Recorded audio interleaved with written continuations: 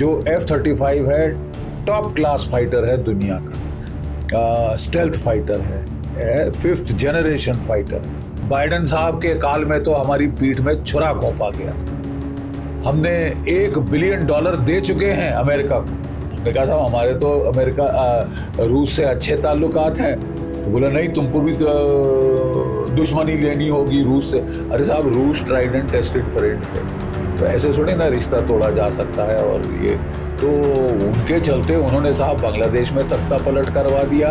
अच्छी बात है कि मोदी जी ने बात की है। दोनों नेताओं का जो है पर्सनल केमिस्ट्री पिछले कार्यकाल में भी बहुत अच्छी रही है। देखिए भारत क्वाड का मेंबर है। जापान को अमेरिका ने F-35 फाइटर्स दिए हैं, ऑस्ट्रेलिया को दिए हैं, नेटो कंट्रीज को दिए हैं, लेकिन भारत को नहीं दे रहे। भारत को जो पहला ऑफर था बाइडेन साहब के टाइम में वो था कि F-16 फाइटर देंगे। उसका जो नया अवतार है F-21, F-16 पाकिस्तान को 30 साल पहले दे दिया था, तो वो तो कोई मतलब बड़ी चीज नहीं थी। अब चीन के पास 300 फिफ्थ जनरेशन स्टेल्थ फाइटर है ऑलरेडी हैं, और 10 साल के अंदर कोई 1000 फिफ्थ जनरेशन स्टेल्थ फाइटर हो जाएंगे। पाकिस्तान को चीन F-35 स्टेल्थ फाइटर बेच रहा है, और पाकिस्तान के पायलट्स ऑलरेडी जो है चीन में है, ट्रेनिंग ले रहे। मतलब अगले साल जो है वो J-35 चीन का fifth generation stealth fighter Pakistan के पास आ सकता है। यानी पाकिस्तान के पास F-35 के बराबरी के चीनी स्टेल्थ फाइटर अगले साल आ जाएंगे, यानी वो हमसे पहले स्टेल्थ फाइटर ले लेगा। तो ये तो एक अनएक्सेप्टेबल कंडीशन है। आपको चीन को भी संभालना है, चीन से खतरा है, पाकिस्तान से खतरा है। तो ये एक बहुत वेलकम न्यूज़ है कि वो हमको स्टेल्थ फाइटर ऑफर कर रहे हैं, top of the line stealth fighter. रूस ने भी हमको Su-57 का ऑफर किया है, और रूस ने ये भी कहा है कि वो तो हमको अपने देश में प्रोडक्शन भी करने देंगे। तो ये हालांकि एक बहुत वेलकम साइन है। हम अपना भी आमका यानी एडवांस मीडियम कॉम्बैट एयरक्राफ्ट बना रहे हैं अपने देश में, लेकिन कोई 10 साल 15 साल लगेंगे इसके पहले कि वो प्रोडक्शन में फुली आए। एक तो इसको हमें स्पीड अप करना पड़ेगा, और as a stop gap measure हमको 18 या 36 फाइटर लेने पड़ेंगे, या F-35 या Su-57। अब ये सरकार को निर्णय करना होगा कि कौन सा, प्रोज एंड कॉन्स क्या हैं इनके। देखिए साहब, जो F-35 है टॉप क्लास फाइटर है दुनिया का, स्टेल्थ फाइटर है, फिफ्थ जनरेशन फाइटर है, और लेकिन महंगा बहुत है। कोई 1800 करोड़ का एक आएगा, तो पूरी डील जो है वो तो 50,000 करोड़ के ऊपर की डील होगी। तो हमको सोच समझ के जाना पड़ेगा, क्योंकि देखिए अभी तक अमेरिका प्रोडक्शन के लिए नहीं माना है। हमने कहा है कि साहब हम जो भी खरीदेंगे हम अपने देश में आत्मनिर्भरता के लिए अपने देश में मैन्युफैक्चर करना चाहेंगे। अभी तक मैन्युफैक्चर का नहीं आया है, नंबर 1। नंबर 2, इसमें लिमिटेड सॉवरेनिटी के क्लॉज हैं कि मतलब अमेरिका कहता है कि भाई आप कहाँ ये जहाज डिप्लॉय करोगे हमको बताना होगा, हमको इंस्पेक्शन का राइट है कि आपने कुछ बदला तो नहीं, निकाला तो नहीं, जोड़ा तो नहीं। अब देखिए साहब, उसमें 2 एयर टू एयर मिसाइल है, हमको 4 चाहिए, तो हमको तो कुछ करना पड़ेगा। हमारे अस्त्रा मिसाइल हैं, हम उसके ऊपर 300 किलोमीटर रेंज, 200 किलोमीटर रेंज, ये सब लॉन्ग रेंज मिसाइल्स है, BVR, तो हम उनको शायद बढ़ाना चाहेंगे, अपने ब्रह्मोस मिसाइल उन पे लगाना चाहेंगे, इत्यादि इत्यादि। तो ये परमिशन मिलेगी कि नहीं मिलेगी ये सब देखना पड़ेगा। और फिर इसके हिडन कॉस्ट काफ़ी होंगे। हिडन कॉस्ट से मेरा मतलब कि देखिए साहब, हिडन कॉस्ट में प्रॉब्लम ये है कि जो कंप्यूटर्स हैं they have to be able to speak to our air defence computer. हमारे एवैक्स के साथ they need to speak to one another, मतलब वो पूरे कंप्यूटर चेंज करने पड़ेंगे। अब यूरोप में तो वही कंप्यूटर इस्तेमाल हो रहे हैं जो अमेरिका के हैं, इकोसिस्टम एक ही है। हमको तो सिरे से स्टार्ट करना पड़ेगा।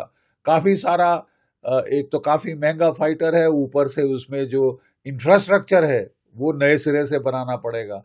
अब जैसे रफाल का इंफ्रास्ट्रक्चर हमारे पास ऑलरेडी आ गया है, अगर हम मरीन फाइटर लेते हैं तो वही इंफ्रास्ट्रक्चर दोनों किस्म के जहाज़ों को देख सकता है। लेकिन F-35 के लिए नए सिरे से होगा, हमको बड़े सोच समझ के ये डील करनी पड़ेगी। हाँ, इससे हमारे रिश्ते अमेरिका से बहुत बेहतर हो जाएंगे। डोनाल्ड ट्रंप बड़े ट्रांजैक्शनल नेता हैं और वो चाहेंगे कि भारत जो है जो ट्रेड डेफिसिट है 45 अरब डॉलर का, उसको मेकअप करे, एक तो टैरिफ कम करके और दूसरा एक्सपोर्ट ज़्यादा मतलब इंपोर्ट ज़्यादा करके, यानी अमेरिका की चीज़ें खरीदे जिसमें डिफेंस, जिसमें एनर्जी और जिसमें एग्रीकल्चर के प्रोडक्ट्स की वो बात कर रहे हैं। डिफेंस में वो हमको F-35 देने की बात कर रहे हैं। जैसे मैंने कहा, रूस ने भी हमको काउंटर ऑफर किया है और दोनों जहाज F-35 और सू जो है Su-57 वो हमारे बेंगलोर एयर शो में फ्लाई कर रहे हैं। हमारे लोग, हमारे टॉप जो कमांडर्स हैं उनका जायज़ा ले रहे हैं, उनका मुलायजा कर रहे हैं। और ये पहली बार है कि ये दोनों Su-57 और F-35 ये जो है ये इकट्ठे एक एयर शो में आए हैं। ये इंडिया में ही हुआ है। Su-57 चीपर जहाज है, सस्ता है F-35 के मुकाबले, लेकिन स्टेल्थ कैरेक्टरिस्टिक उतने अच्छे नहीं हैं जितने कि इसके हैं। लेकिन वो कह रहे हैं कि वो भारत में प्रोडक्शन की इजाज़त देंगे। और नंबर एक, जो हाइपरसोनिक मिसाइल उस पे है वो हमको देंगे, जो अपने आप में बहुत बड़ी चीज़ है, क्योंकि हाइपरसोनिक मिसाइल तो साउंड से 5 से 10 गुना ज़्यादा स्पीड पे जाता है, दूसरे जहाज़ को पता भी नहीं चलेगा जब तक कि हम उसको ठोक दें। और फिर उन्होंने कहा है कि हमारे आम का प्रोग्राम में वो मदद करेंगे। तो ये अभी हमको फैसला लेना होगा। डिफेंस सेक्रेटरी साहब के नीचे एक कमेटी बैठी हुई है, लेकिन हमको 5th जनरेशन स्टेल्थ फाइटर साहब, ऐसा नहीं हो सकता कि पाकिस्तान भी हमसे पहले ले ले। फटीचर मुल्क 2 रोज की रोटी नहीं खिला सकता, लेकिन वो देखिए साहब, जहाँ तक हमारे वॉर प्लेन्स हैं और ये सब हैं, वो भारत के पहले F-35 ले आए। ये तो गवारा नहीं है, मतलब ये एक्सेप्टेबल नहीं है हमारी सिक्योरिटी के लिहाज से। एज इट इज़ हमारी एयरफोर्स में 42 स्क्वाड्रन सैंक्शनड हैं, आज के दिन 30 स्क्वाड्रन पे आ गई है। तो एक तो जो क्वांटिटेटिवली कम पड़ गया है बहुत, दूसरा क्वालिटेटिवली हमारे पास केवल 4.5 जनरेशन तक हैं, जबकि पाकिस्तान जैसा फटीचर मुल्क भी 5th जनरेशन पे जा रहा है, अगले साल आ जाएगी। तो हमको भी अब कुछ करना पड़ेगा, फैसला जल्दी लेना पड़ेगा।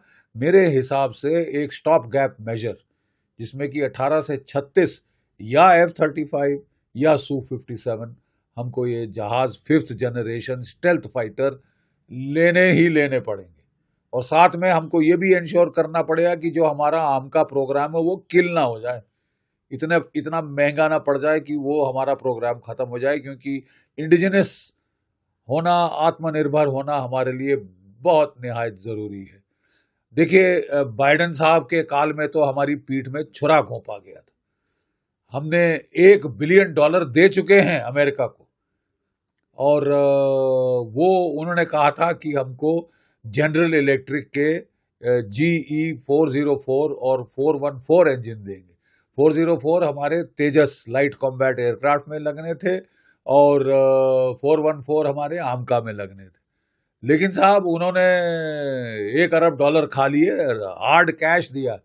मतलब हम कोई भीख नहीं मांग रहे, हम कोई सस्ते और टिकाऊ और घटिया नहीं मांग रहे, हम हार्ड कैश दिया है। लेकिन 2 साल हमको उन्होंने जेट ही नहीं दिए। बाइडेन सरकार तो पगला गई थी, भारत के वैमनस्य दिखाना शुरू कर दिया था। अब डोनाल्ड ट्रंप साहब ने कहा है कि वो ये भारत में इंजन बनेंगे। 80% ट्रांसफर ऑफ टेक्नोलॉजी की बात हुई है, तो ये तो बहुत निहायत ज़रूरी है, नहीं तो हमारी एयरफोर्स को बहुत नुकसान हो रहा है। MiG-21 जहाज जो 1960 की दशक के हैं, वो अभी तक वो मतलब हम चेंज नहीं कर पाए हैं साहब, उनको उनको फेज आउट नहीं कर पाए हैं, क्योंकि जो LCA आने थे, कोई 200 से ज़्यादा हमको LCA के जहाज चाहिए, तो वो तो साहब 40 नहीं आए हैं अभी तक। तभी तो एयर चीफ साहब के माथे पे ठंडा पसीना आ रहा है कि साहब हो क्या रहा है। और इसकी अब अच्छी बात है कि मोदी जी ने बात की है। दोनों नेताओं का जो है पर्सनल केमिस्ट्री पिछले काल में भी, कार्यकाल में भी बहुत अच्छी रही है। हमें उम्मीद है इस बार भी अच्छी रहेगी।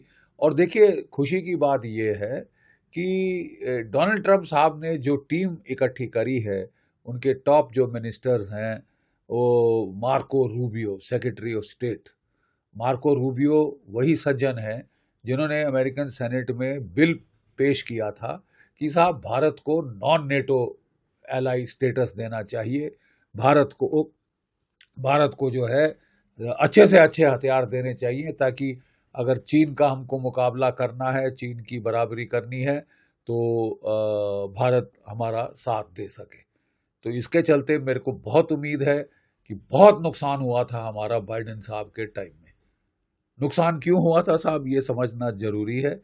नुकसान इसलिए हुआ था कि देखिए, जो हमारे रिश्तों में जो ठोस एलिमेंट आया था, स्ट्रेटेजिक पार्टनरशिप आई थी, वो इसलिए आई थी कि दोनों देश चीन को अपना मेन थ्रेट मान रहे थे। बाइडेन साहब ने तो साहब वो फेरबदल कर दिया था, वो पिवट टू एशिया के बदले पिवट टू यूरोप, कि मैं तो रूस है मेरा मेन दुश्मन, चीन नहीं है, मैं रूस की मैं ऐसी तैसी कर दूंगा, इकोनॉमी तबाह कर दूंगा, पुतिन का तख्ता पलट कर दूंगा। वो तो लग गए थे हाथ धो के, और उसमें कह रहे थे कि यू आर विद अस और अगेंस्ट अस, कि तुम न्यूट्रल नहीं हो सकते। हमने कहा साहब हमारे तो रूस से अच्छे ताल्लुकात हैं। तो बोला नहीं, तुमको भी दुश्मनी लेनी होगी रूस से। अरे साहब, रूस ट्राइड एंड टेस्टेड फ्रेंड है, तो ऐसे थोड़ी ना रिश्ता तोड़ा जा सकता है। और ये तो उनके चलते उन्होंने साहब बांग्लादेश में तख्ता पलट करवा दिया। 6.2 अरब डॉलर दिए अमेरिका में यूएस एड से, भारत का तख्ता पलट करने दिए मोदी सरकार का। अब ये कोई दोस्तों के काम है? और ISI को मदद कर रहे थे, कश्मीर में गफलत, पंजाब में गफलत, कुकी लैंड बनाना नॉर्थ ईस्ट में, बांग्लादेश में तख्ता पलट कर दिया, फाइटर इंजन पैसा खाकर नहीं दिए। तो बहुत हॉस्टाइल मामला हो गया था। भारत ने तो चैन की सांस ली है कि डोनाल्ड ट्रंप साहब वापस आ गए।